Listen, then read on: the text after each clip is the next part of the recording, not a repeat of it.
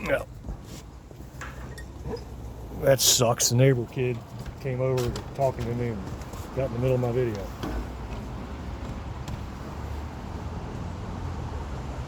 Alright,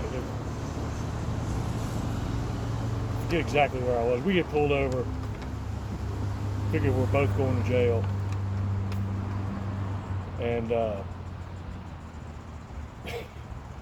the cop comes back, gives me my license back, and says, Bob said, have a good evening and be safe. So, Bob, if you're watching, you helped us both out of a pickle. And for good measure. Because we both turned our lives around. But,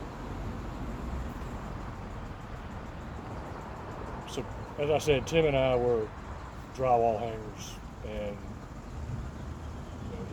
he won the lottery. He won the lottery twice. Lucky fucker. And he bought this boat, and we were trying to flounder fish, didn't know what the hell we were doing. And then we met Wayne Golan, the flounder man, and that was all it took. But this is a goofy little poem I wrote about us fishing. Let me tell you the tale of an anonymous boat and how she finally acquired her name. For its meaning to be is deceiving, you see, for they're not both one and the same. It was a late summer day on the Chesapeake Bay, drifting flounders in our favorite spot, when alongside our port pulled our teacher of sorts, who yelled, "Hey boys, what do you got?" As his protege, we were sad to say, we've got no fish on Issaquah. And as he laughed away at our sorry display, he said, "You boys are a bunch of fools. You'll never catch fish in that sorry tub. First you gotta name her." But we never knew nothing of naming boats. We were only old drywall hangers.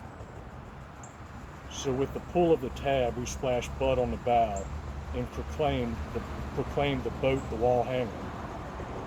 And at ceremony's end, we were fishing again, where the story gets even stranger. Every pole in the boat had a fish on its line. Every fish was over 8 pounds. For the lesson you see gave these fools a reprieve once the anonymous boat's name was found. At the day's end, our teacher taught us again, for when fishing the lesson is never through. We were not only masters of sheetrock and mud, we were masters of wall hangers too. And we put a lot of flounders on the wall. Caught one, or Tim and his brother caught one at 11 pounds, 9 ounces. I mean, it was huge. That's why they call them doormats.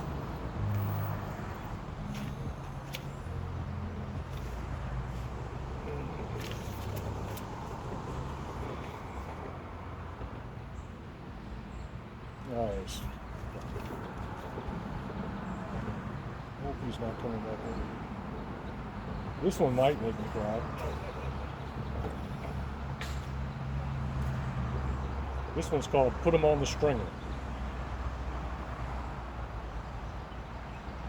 When I was a child, I loved to fish, so downstream the ditches I'd roam, and into Swift Creek poured a secret niche, where the hornyhead so large had grown. With a hook on a string and a hand as a pole, a fat of bacon I rendered as bait. I'd stare into this swirling hole, and alone I'd lonely wait. In later years, a friend I'd find. To Keysville we would go, a pond in which we knew would lie great bass who'd heave and hoe. And though we loved this fervent pool, it soon fell into lease, so we packed away our fishing tools and let the largemouth rest in peace. As time went by, this friend and I took leisure across the James. To our necks would rise across the wide, rolling currents of silted stain. With minnows in tow, we'd heave and throw our deceit as grist to the stones, and renege on the plan of our ransom demand, toting catfish from their cavernous homes.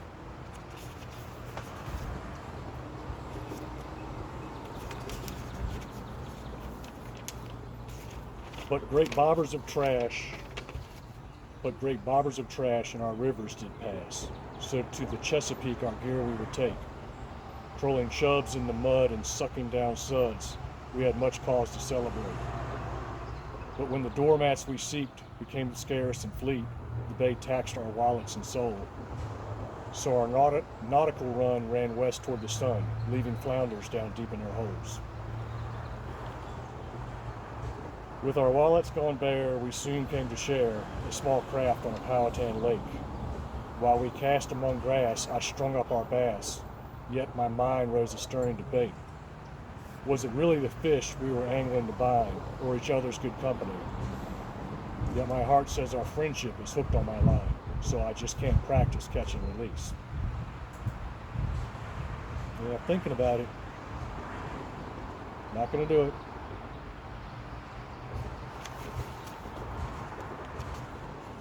Why am I silly fucking? Can't read my own fucking poetry without crying. Anyway. 2 fishing poems. Tim and I are still fishing, and now we're going to overtake the crappie.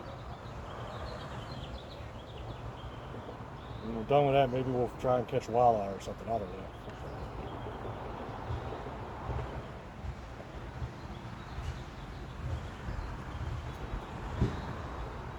Anyway, I gotta make some bird eyes. I've been jonesing. I mean jonesing to make some arrowheads, but I got all this other shit I've been doing. I have 30 or 40 projects going at one time. Maybe I'll make an arrowhead this afternoon.